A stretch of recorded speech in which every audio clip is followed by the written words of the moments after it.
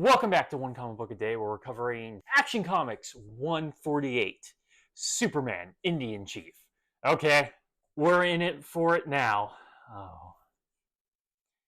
So the story is pretty ineffectual, even without the, inherent racism and colonialism and all the other vibes this story is giving off. But still, it's not a very good story, and I stand by that. You see, there is a man by the name of Meacher who claims to be a descendant of a bunch of merchant/traders, as in trading merchant goods, not like traders as they trade somebody. Through a very convoluted reasoning involving a chief that wasn't really the head of the tribe who lived on the land where Metropolis currently sits, which they keep referring to as an island, and for the life of me, I cannot remember any other time that Metropolis has been referred to as an island so far in the comic. But they mention it often, so I guess Metropolis is like Manhattan now? He has evidence proving that the natives gave him the land, and whoever the chief was when it was taken over by the United States was not the legal chief, or there was no chief. Like I said, this is a very convoluted reasoning. But he has evidence that he and his ancestors control the land of Metropolis. The United States doesn't own it, and the court upholds this. Superman can't let this stand.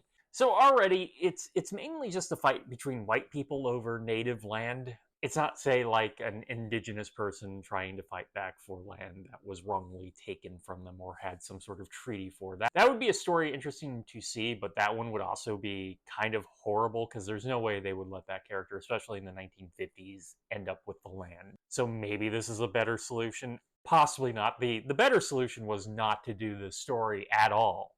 So Superman uses his time travel abilities that he remembers having every so often and goes back in time to go see this.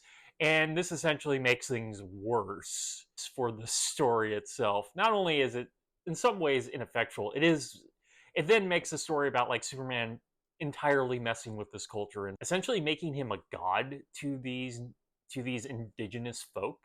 And this gets worse. So he actually sees this whole thing play out and he sees it's actually true. So when he returns, he's like, well, I didn't succeed in anything other than, completely destroying a culture and beliefs system because, Superman, I'm just going to be here and not care about anything else. I'm just going to destroy some stuff.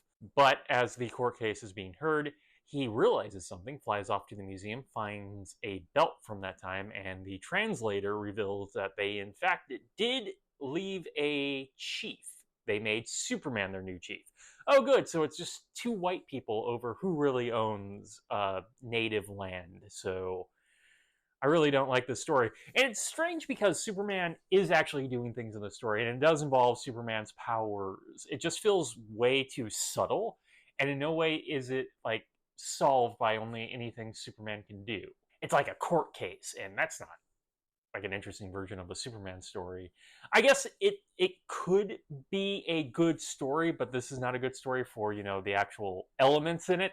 But also, it's so indirect, and it comes down to like one last little reveal, and arguably Superman cheating. But this whole thing is just awful from start to finish over two white men arguing over who controls this native land. So Superman actually controls everything, and he just gives it to the US because you know how much he loves the US. He won't even take the money they owe him. Yeah, I'm still mad about that. So that is it from Superman Indian Chief from Action Comics 148. Do not read this story. Let it die. Read if you need examples of a racist Superman story, if you're writing some sort of paper. And I would like to read that paper. I don't even know what I'm going on about anymore. Okay, that is it. If you enjoyed this video, please like and subscribe. Hit the bell icon to get notifications when new videos up. I do this Monday through Friday, but Fridays is Bat Friday, where I cover a Batman story, either Detective Comics or Batman. And until next time, let's ponder the question, whatever did happen to the Man of Tomorrow? And why did it take this merchant descendant this long to claim the land? Okay, have a great day.